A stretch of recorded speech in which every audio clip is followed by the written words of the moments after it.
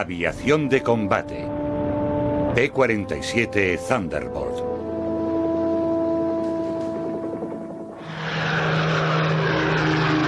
El P-47 de la Republic, uno de los aviones más mortíferos del mundo. Apodado Jack y también conocido como el T-Bolt, fue uno de los aviones monomotor más destructivos de la Segunda Guerra Mundial.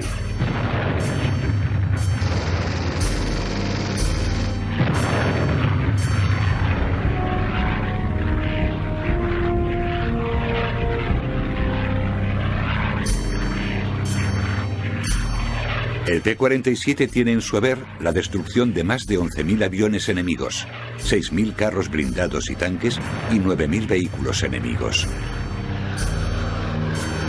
Concebido en un principio como interceptor ligero, el avión evolucionó hasta ser un caza peso pesado, el monomotor de mayor tamaño y peso que se haya construido.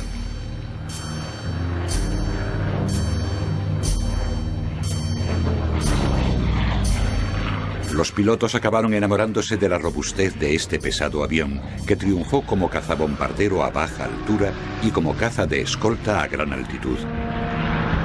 También conocido como el indestructible, el P-47 ayudó a aplastar la Luftwaffe y a sellar la victoria en el Pacífico.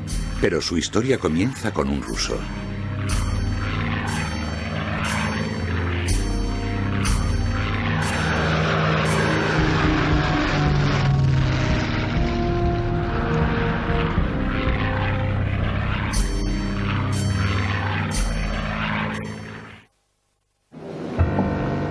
Historia.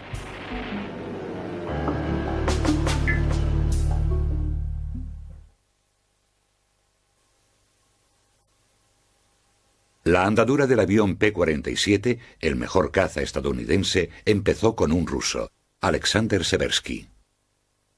Seversky estaba en Estados Unidos desde la Primera Guerra Mundial trabajando como diseñador cuando estalló la Revolución Rusa, así que decidió quedarse en Estados Unidos y durante varios años intentó sacar adelante una empresa que por fin triunfó a principios de la década de 1930. Carveli estaba en Francia iniciada la Primera Guerra Mundial y cuando estalló la Revolución Bolchevique decidió no volver a Rusia, prefirió marcharse a Estados Unidos y acabó siendo vicepresidente de la Seversky, que posteriormente sería la compañía de aviación Republic.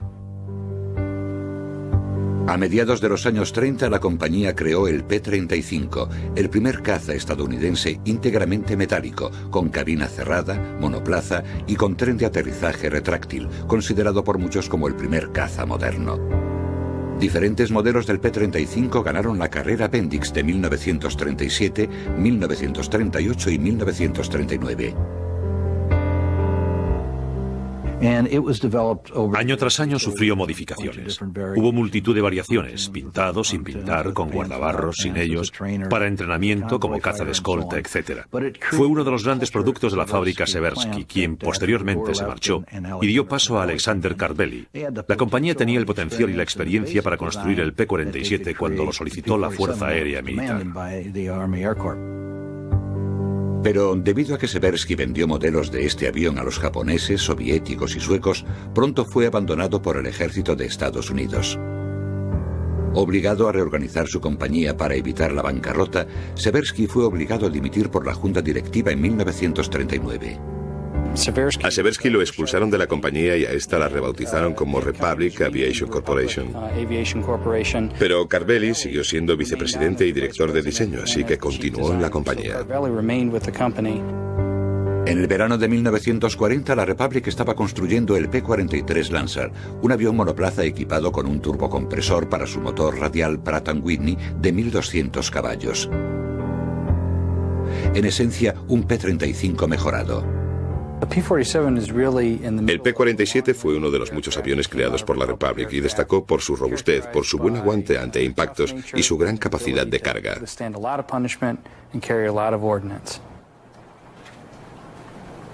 El ejército pidió un caza de óptimas características, más potente, pesado y monoplaza, que presentó algunas dificultades singulares al ingeniero Alexander Carveli.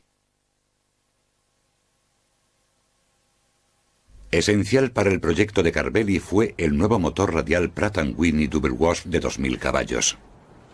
También sabía que era necesario un turbocompresor para maximizar el rendimiento del motor, pero el gran aparato ocupaba mucho espacio.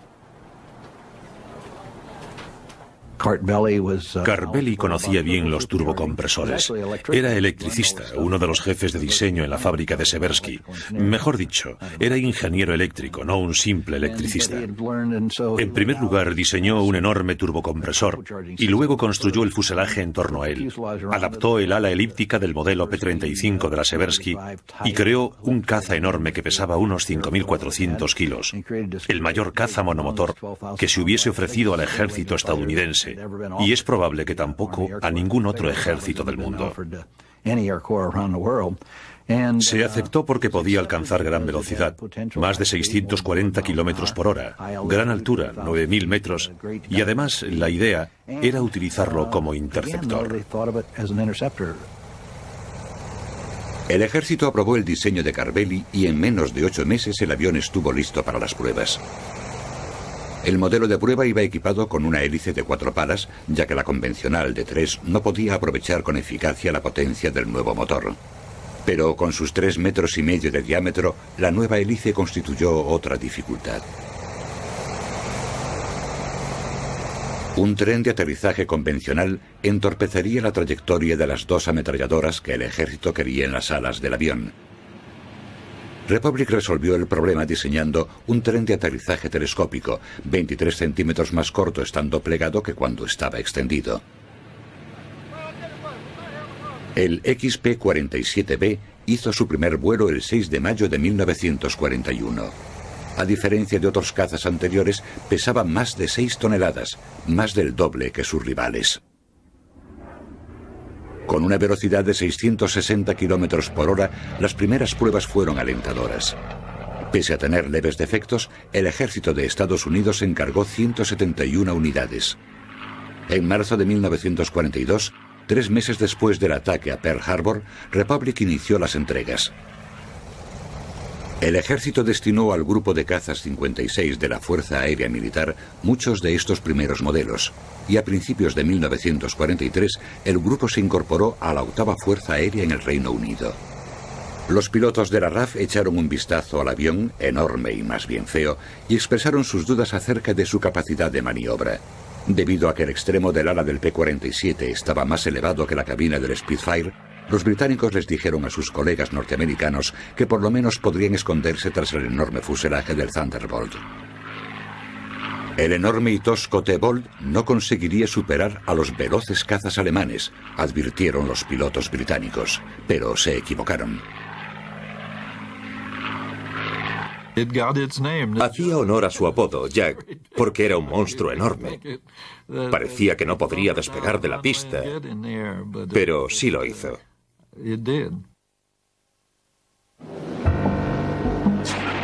Características.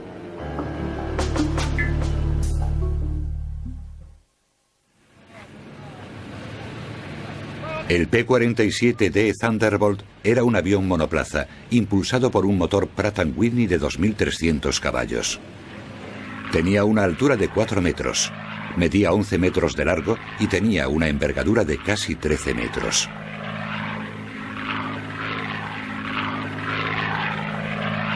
El avión fue el caza de mayor peso de la Segunda Guerra Mundial, con un total de 3,5 toneladas cargado.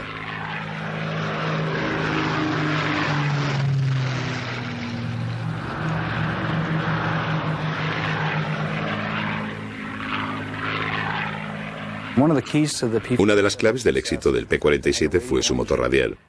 Además, ese motor radial contaba con un gran turbocompresor. Ese turbocompresor le permitía volar a gran altura y alcanzar gran velocidad. Armado con 8 ametralladoras de calibre 50 y 10 misiles de 127 milímetros o 675 kilos de bombas, el P-47 era un avión caza mortífero. Alcanzaba un máximo de 697 kilómetros por hora, tenía velocidad de crucero de 418 kilómetros por hora y una autonomía de 1.770 kilómetros con un tanque de combustible auxiliar. Al P-47 le llevaba 6 minutos ascender a 4.500 metros y 13,5 subir a 9.000. El techo máximo de este avión era de 12.000 metros.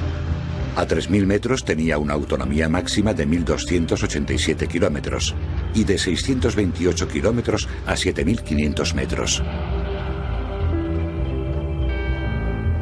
Un detalle importante del P-47 es que no se diferencia mucho de los cazas multiuso actuales. Podía utilizarse para escolta, para ataque terrestre, es decir, que no solo servía para un único tipo de misión. No obstante, el fuerte del P-47 era el ataque terrestre. Podía llevar gran cantidad de armamento. Las 8 metralletas del calibre 50 le aportaban gran capacidad de tiro y además aguantaba bien los impactos recibidos.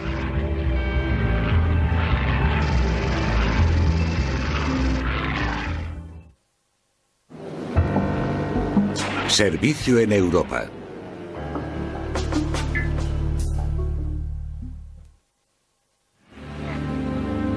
Cuando llegaron los P-47, la Luftwaffe, la RAF y la Fuerza Aérea Militar Norteamericana castigaban Gran Bretaña y Europa.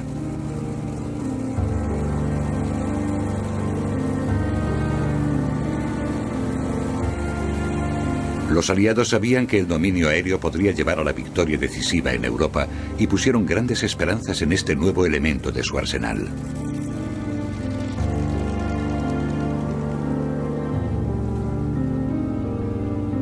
El P-47 aportó la robustez y feroz capacidad de ataque necesarias para proteger las misiones de bombardeo.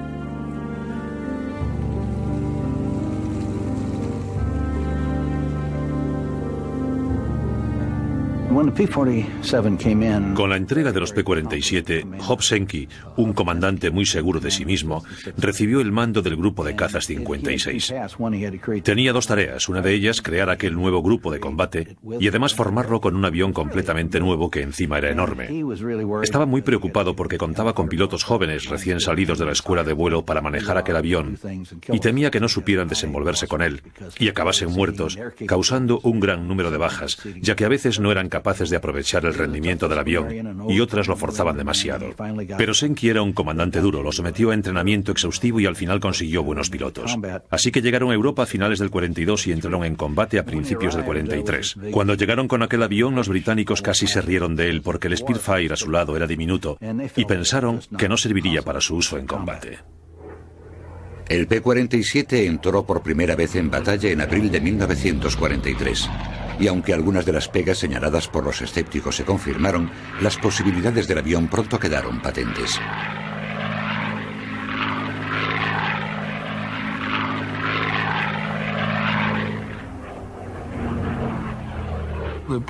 Para mí, pilotar el P-47 fue una experiencia muy interesante, porque el grupo de cazas 332 fue uno de los 4 elegidos para incorporarse a la 15ª Fuerza Aérea. Y realizamos misiones de escolta, en las que recorríamos grandes distancias. Por entonces estaban empleando los B-17 y B-24 para destruir las instalaciones bélicas alemanas, y había muchas bajas, así que necesitaban cazas de escolta para librarlos de los cazas alemanes. En un principio, los Thunderbolt fueron utilizados como aviones de escolta a gran altura, protegiendo a los B-17 y B-24 en las misiones de bombardeo sobre Europa, y también realizaron ataques contra la Luftwaffe. La misión del Grupo 56 era, sobre todo, la de ofrecer escolta a los bombarderos y ayudarles a volver sanos y salvos. Los pilotos de los bombarderos solían denominar buenos amigos a los cazas. Estos cazas de escolta facilitaron mucho la campaña de bombardeos estratégicos. Pero los P-47 presentaban un gran defecto, que era su corta autonomía. De hecho, en un principio no podían escoltar a los bombarderos aliados hasta Berlín. Fue el P-51D el primer avión con capacidad para hacerlo. Lo triste era que los pilotos de los P-47 tenían que ver rondando a los aviones enemigos fuera de su alcance de tiro, aguardando a que regresaran por falta de combustible. Y en cuanto los P-47 daban la vuelta y los bombarderos aliados llegaban a Alemania, los enemigos los atacaban. Ese fue el gran problema de los P-47 en los primeros tiempos. Los aviones de escolta eran muy necesarios porque la táctica de la Luftwaffe era estupenda. Sus aviones esperaban hasta que los cazas aliados tenían que dar la vuelta y atacaban a los bombarderos al entrar en Alemania y al salir. Así que había que remediar aquello, algo que quedó patente después del bombardeo de Regensburg y Schweinfurt, en los que se perdieron 60 aviones en cada ocasión. Los primeros enfrentamientos contra la aviación alemana pronto dejaron claro que el Thunderbolt era más bien torpe a baja y media altura y no poseía suficiente autonomía para actuar como caza de escolta. Pero posteriormente los P-47C llevaban tanques de combustible externos y un fuselaje más largo para incrementar su capacidad de maniobra. La verdad es que los alemanes dominaban los cielos, así que un modo de contrarrestar esa superioridad fue incrementar la autonomía de los cazas aliados.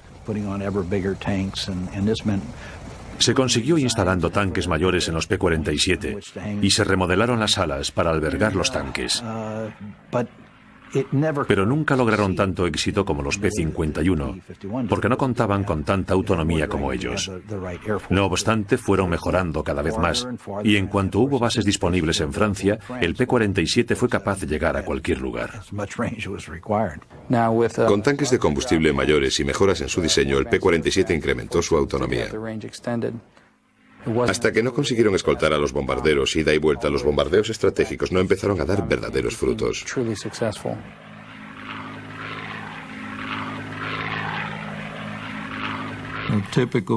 En una misión normal, despegábamos, ascendíamos a 7.200 o 7.800 metros, nos reuníamos con la escuadrilla de bombarderos, volábamos a su alrededor y por encima de ellos hasta el objetivo y regresábamos escoltándolos. Si alguno se quedaba rezagado, teníamos que ir a cubrirlo. Y la vuelta era igual, volando a su lado y por encima de ellos para protegerlos. A principios de 1943, Republic había empezado a producir el P-47D, la mayor versión de este modelo, que resultó ser uno de los más mortíferos que el mundo haya visto. Los pilotos vieron que era mejor lanzarse en picado, hacer una pasada rápida y volver a tomar altura. El avión superaba en picado a cualquiera de los de la aviación alemana y su potencia de tiro era enorme.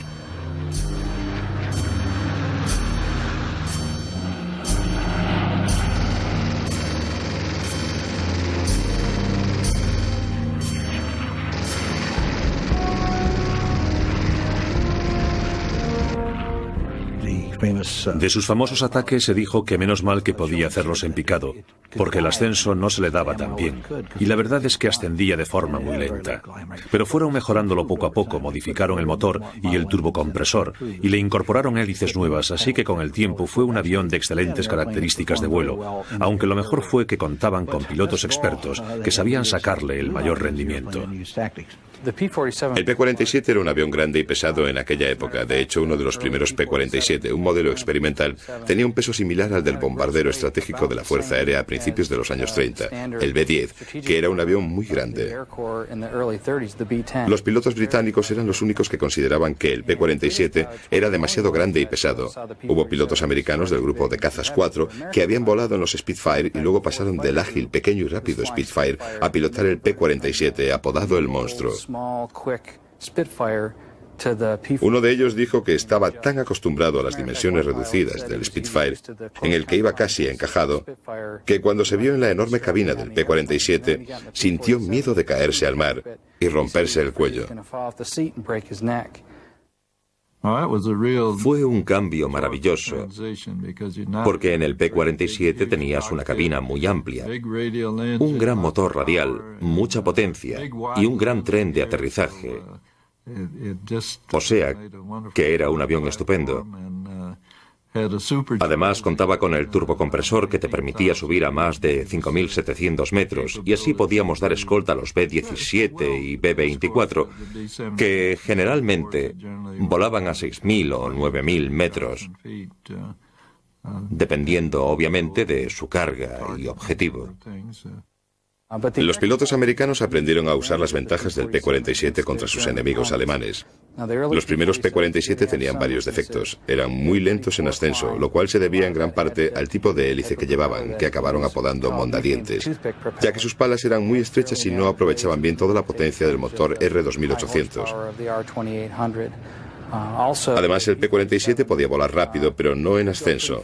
No obstante, vieron que la mayor ventaja de este avión era el ataque en picado. Descendía muy rápido en picado, mucho más que los aviones alemanes. El P-47 tenía un motor radial muy grande y, por tanto, un morro muy pesado. Al lanzarte en picado, cuando la velocidad incrementaba, el control se hacía más rígido y el gran morro hacía difícil la remontada. Así que tenías que ir muy pendiente de la altura y velocidad cuando realizabas ese tipo de maniobras en el aire. Además, a gran velocidad tenía un alto grado de alabeo. Así que, aprovechando esto, junto con la gran potencia de tiro de las 8 ametralladoras de 50 milímetros del P-47, los pilotos americanos consiguieron grandes victorias contra los aviones alemanes. Y de hecho, hacia el fin de la guerra, los pilotos de los P-47 habían derribado unos 3.700 aviones enemigos. Pero a los pilotos les encantaba por otro detalle. El tosco Thunderbolt aguantaba bien los impactos y los llevaba de vuelta sanos y salvos. Un piloto destacó: a menos que lo estrellásemos de morro contra el suelo, era imposible destrozarlo. Muchos pilotos de Thunderbolt regresaron de sus misiones con más de 100 impactos de bala, con las alas y la cola dañadas.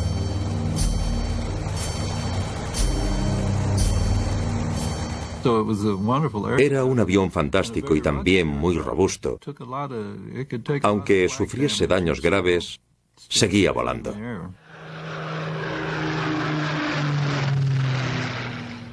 La primera reacción alemana ante el P-47 fue de desprecio por el mismo motivo que habían mostrado los británicos.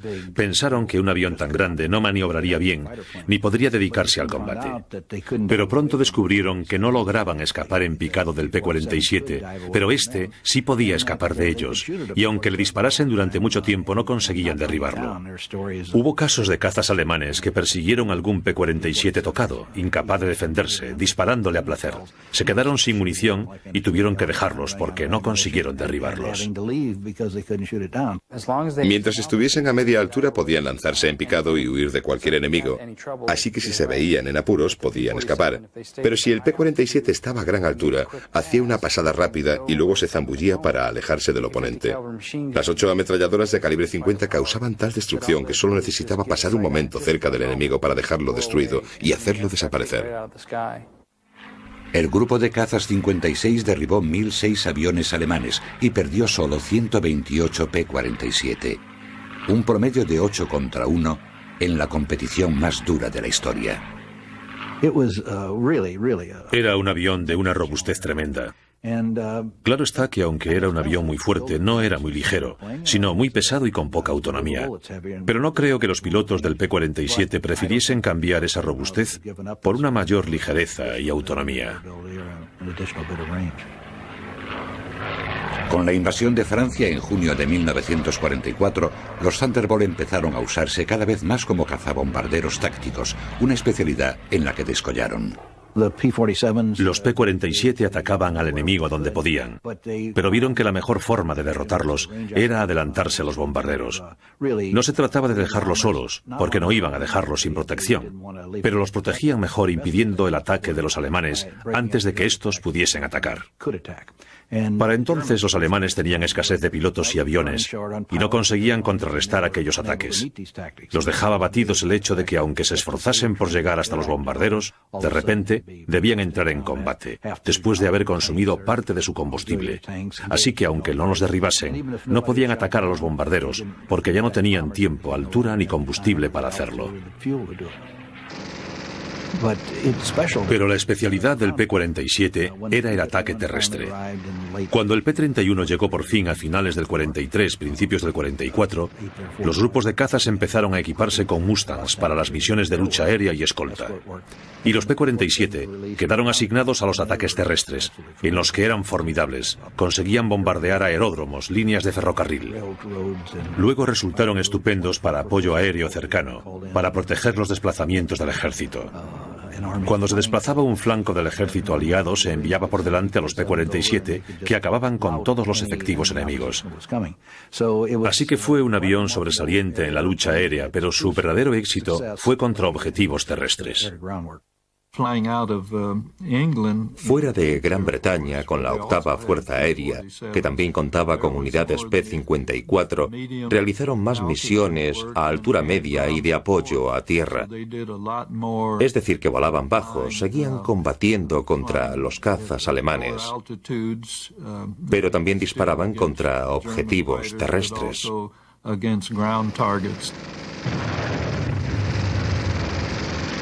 Las 8 ametralladoras de calibre 50 castigaban los objetivos enemigos terrestres. Al P-47 se le añadieron soportes para bombas, lo cual le permitía transportar proyectiles de 900 kilos y también un tanque inferior para incrementar su autonomía, o en misiones cortas una bomba de 225 kilos. Además contaba con la gran capacidad de destrucción de las 8 ametralladoras de calibre 50. En diciembre de 1944, Republic inició la entrega de otra versión del aeroplano, el P-47M, creado como respuesta a los cazas a reacción alemanes y los misiles V-1. Con un motor y turbocompresor aún más potentes, esta versión del Thunderbolt podía alcanzar una velocidad de 756 km por hora a 9.000 metros.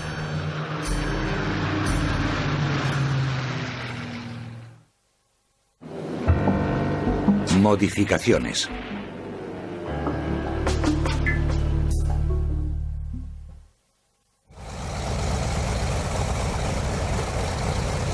Desde su debut, los pilotos y mandos aliados se mostraron satisfechos con muchas de las características del Thunderbolt.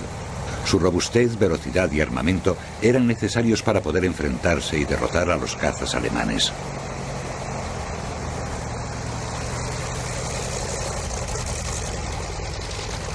No obstante, igual que con todos los aviones militares, la experiencia real en combate mostró la necesidad de aplicarle modificaciones y mejoras.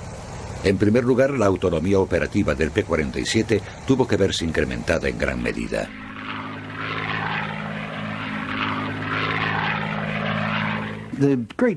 Se hizo difícil bombardear Alemania porque la Fuerza Aérea norteamericana creía que los bombarderos lograrían llegar a sus objetivos sin llevar escolta de cazas. Así que no se prestó mucha atención a los tanques de combustible. De hecho, a principios de los años 40, el Mando Supremo de la Fuerza Aérea ordenó que no se llevaran tanques adicionales, porque había peligro de que se incendiasen. Así que fue un error que había que subsanar. Por suerte, en el lugar de operaciones, tuvimos a personas como el teniente coronel Kashov y otros que vieron qué se necesitaba, y por propia iniciativa empezaron a incrementar la autonomía del avión, haciendo toda clase de tanques. Empezaron haciéndolos de papel, de contrachapado, etc., antes de que se hicieran en serie, de varios tamaños y de aluminio. Con la 15ª Fuerza Aérea llevábamos un tanque externo de combustible y como armas ofensivas solo llevábamos metralletas, así que no realizábamos bombardeos tácticos, no llevábamos bombas ni misiles. Solo íbamos como escolta y defendíamos de los cazas alemanes a los P-17 y P-24.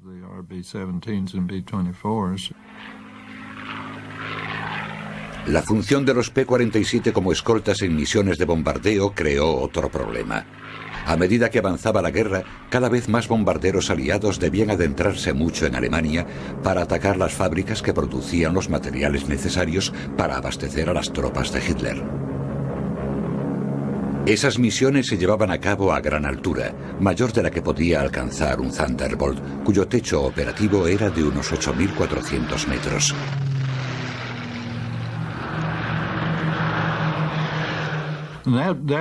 Esa fue otra de las limitaciones del P-47. Los vuelos a gran altura. Su techo estaba entre 8.400 y 8.700 metros.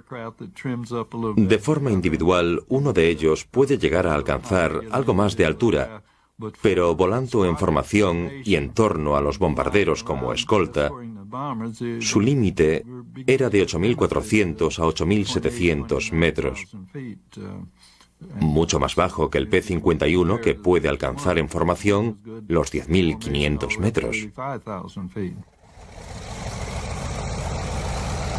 El P-47 siguió siendo efectivo como escolta en misiones de altitud media.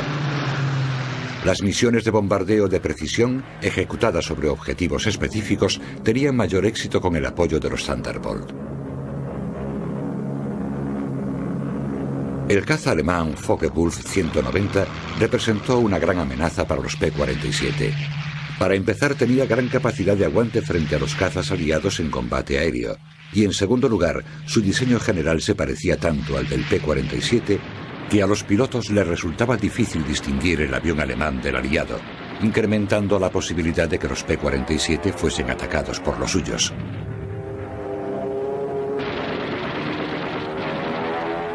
Mientras el FW-190 fue el único avión monomotor de la contienda, si un piloto aliado se encontraba con un monomotor, lo atacaba sin dudar porque solo podía ser alemán. Los P-47 que sirvieron en Europa solían llevar pintado un anillo blanco en el fuselaje y una franja blanca cruzando la cola, porque durante el combate, con la rapidez de las maniobras y también a larga distancia, podían confundirse fácilmente con los FW-190, así que se les pintaban marcas para reconocerlos. Otro cambio clave incorporado al P-47D fue la cubierta acristalada, primero concebida por los británicos y luego incorporada por Republic. Los pilotos se habían quejado de la mala visibilidad del fuselaje trasero respecto de los primeros Thunderbolt. Esta modificación de la cubierta pronto se convirtió en estándar. La reducción del fuselaje trasero para acomodar la nueva cubierta dio lugar a que el aparato diese bandazos durante el vuelo. Para resolver esa pega, se le añadió una aleta dorsal al fuselaje. Las mejoras aplicadas al Thunderbolt continuaron a lo largo de la historia de este avión. La necesidad de mayor autonomía, potencia de tiro y carga de artillería fueron un constante reto para los diseñadores y directores de proyecto de Republic. El debut del P-47 en el Pacífico agudizó la necesidad de esas modificaciones. La respuesta fue el P-47N. Intervención en el Pacífico.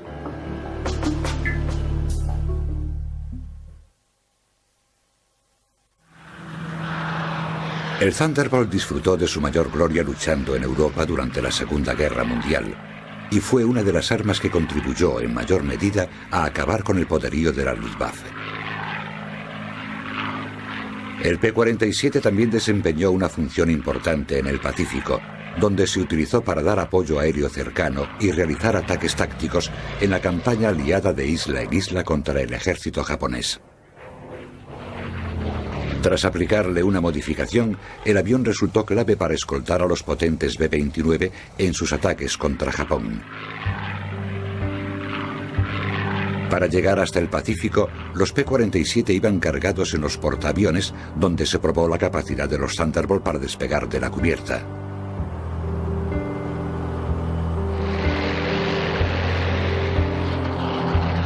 Los despegues sin problema como este que vemos demostraron las amplias ventajas del avión, que posteriormente contribuirían a la victoria en el Pacífico. Con todo, algunos planificadores militares y pilotos siguieron mostrándose escépticos. Alegaban que el avión era demasiado grande y pesado y carecía de la autonomía y maniobrabilidad a baja altura necesarias para tener éxito en la jungla o en mar abierto contra los aviones ligeros y veloces japoneses.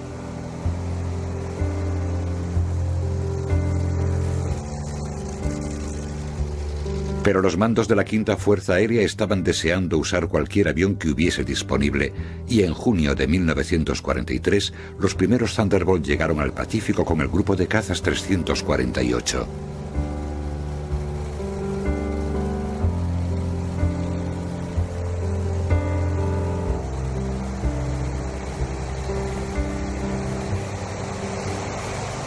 Al P-47, que había triunfado en otras zonas de la contienda, hubo que modificarlo para luchar en el Pacífico. Después se construyó el P-47N, que llevaba alas más largas y reforzadas y tenía más autonomía. Aunque el P-47 tuvo que sufrir modificaciones para servir en el Pacífico, demostró su valía en otros campos del conflicto. En el otoño de 1943, el teniente coronel Neil Kirby del 348 capitaneó un grupo de Thunderbolt en combate con gran éxito. El P-47 hizo dos importantes contribuciones a la guerra en el Pacífico. La primera fue en la campaña de Nueva Guinea, donde los P-47, comandados por Neil Kirby, lograron un éxito enorme. Era un grupo de 3 P-47 y resultaron muy efectivos contra la aviación japonesa. Lo que hicieron fue aprovechar las ventajas de este avión, el descenso rápido en picado, la gran velocidad, para realizar pasadas contra los aviones japoneses. Se lanzaban en picado tras ellos, les disparaban una ráfaga y se alejaban. Las ametralladoras de los P-47 destrozaban los aviones enemigos, acababan con ellos.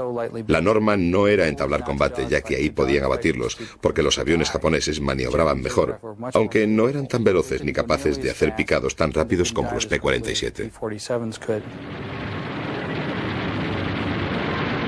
Al terminar la misión, el teniente coronel Kirby había conseguido 6 bajas confirmadas y una probable. Una cifra récord entre los pilotos norteamericanos lograda en una sola misión.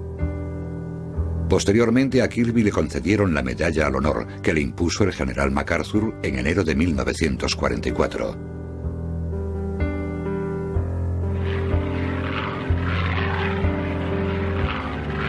Gracias al liderazgo de Kirby y otros, pronto no quedó duda de que el Thunderbolt estaba bien dotado para el combate sobre las aguas del Pacífico.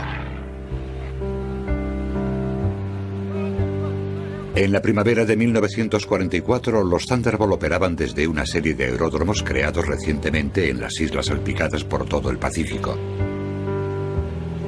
Otras unidades también recibieron P-47 a medida que avanzaba la guerra.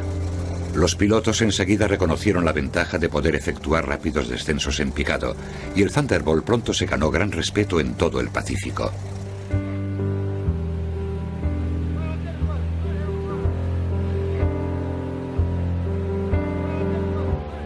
A medida que las tropas aliadas se acercaban a las islas japonesas, iban llegando cada vez más P-47 Thunderbolt al escenario del Pacífico.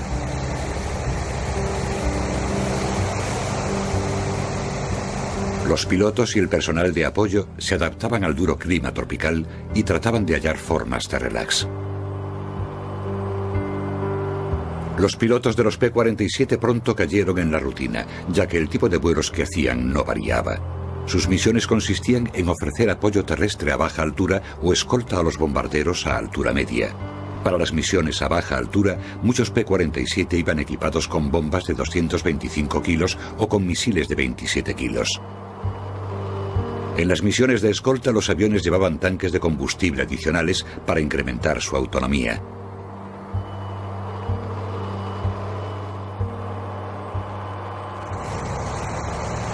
En el último año de la guerra, el P-47N destacó por sus servicios en el Pacífico.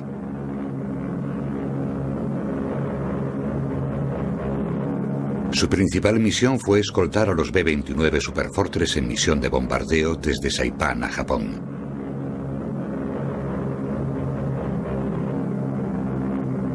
Con mayor capacidad de combustible, el nuevo Thunderbolt estaba bien dotado para esos largos vuelos sobre el océano. A finales de 1944, 31 grupos de caza aliados contaban con aviones P-47. Republic fabricó menos de 2.000 P-47N capaces de escoltar a los B-20 desde Saipán a Japón. Pero justo cuando esos aviones triunfaban en su nueva función, la guerra en el Pacífico llegó a su fin el 2 de septiembre de 1945.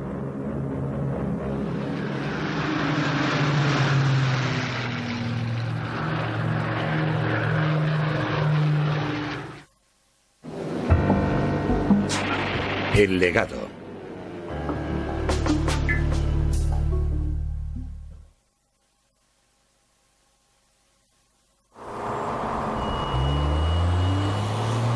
El P-47 Thunderbolt fue utilizado prácticamente en todos los sectores del conflicto durante la Segunda Guerra Mundial por varias naciones aliadas.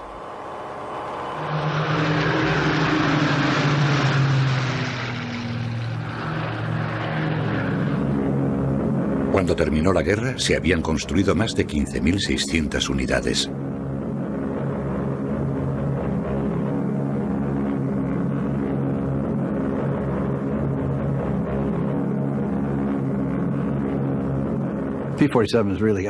Los P-47 cuentan con el club de adeptos más fanáticos del mundo.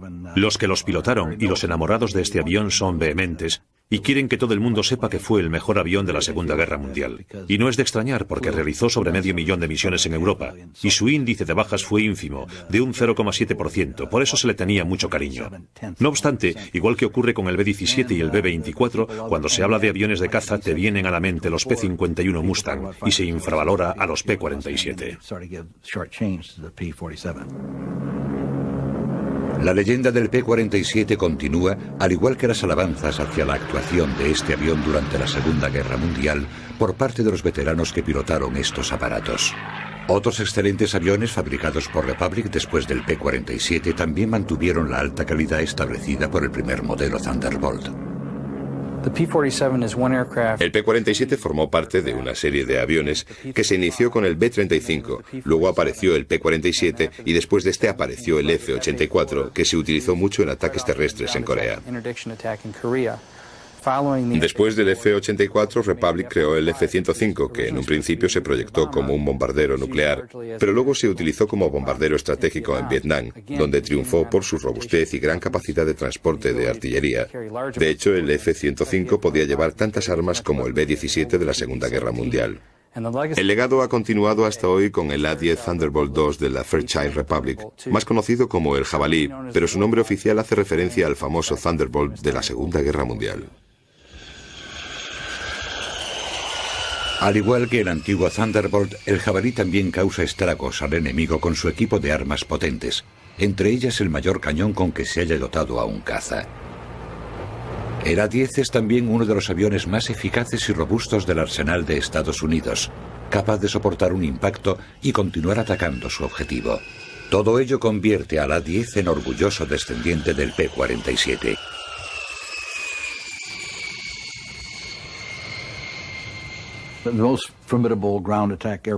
El mejor avión de ataque terrestre que tenemos hoy es el A-10 de Fairchild Republic, que desciende directamente del P-47. Y su nombre le han puesto el apodo de El Jabalí, pero el oficial es el del Thunderbolt II, porque desciende del original.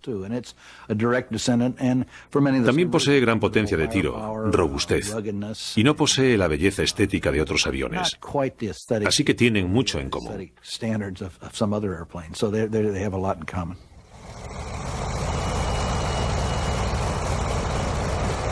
Entre marzo de 1943 y agosto de 1945, los P-47 realizaron más de 546.000 vuelos de combate.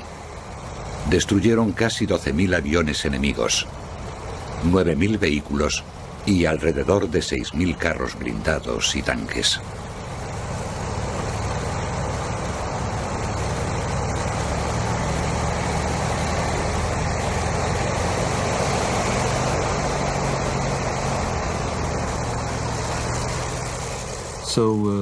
El P-47 era una maravilla con sus dos ametralladoras adicionales.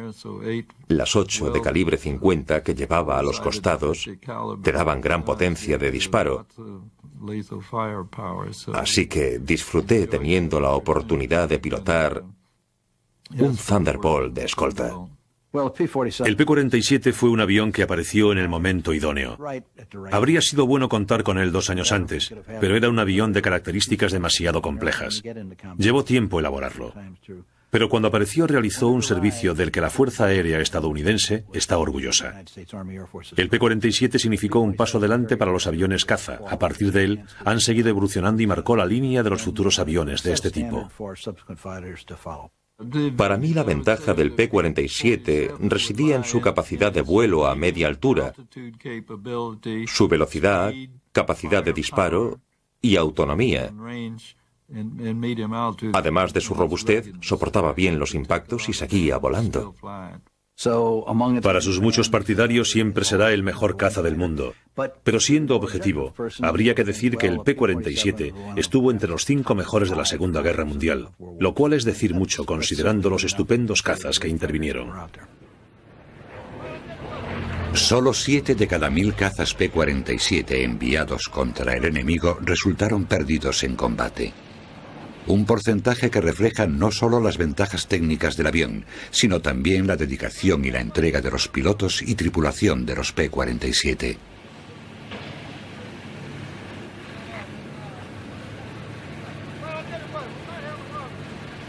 Además de a la Fuerza Aérea Militar estadounidense, los P-47 se vendieron a Brasil, la Francia Libre, México, el Reino Unido y la Unión Soviética durante la Segunda Guerra Mundial. La fabricación de los Thunderbolt se interrumpió a finales de 1945. Después de la guerra, los P-47 excedentes siguieron en servicio en varios ejércitos del aire del mundo. Los modelos D y N del P-47 estuvieron en activo hasta la formación de la Fuerza Aérea de Estados Unidos en 1947. Los Thunderbolt sirvieron en la Guardia Nacional Aérea hasta 1955. A lo largo de su historia, el P-47 Thunderbolt sirvió a las potencias aliadas de forma destacada. En misiones de apoyo terrestre a baja altura, el P-47 destruyó miles de tanques alemanes y japoneses, carros blindados, trenes y vehículos de apoyo.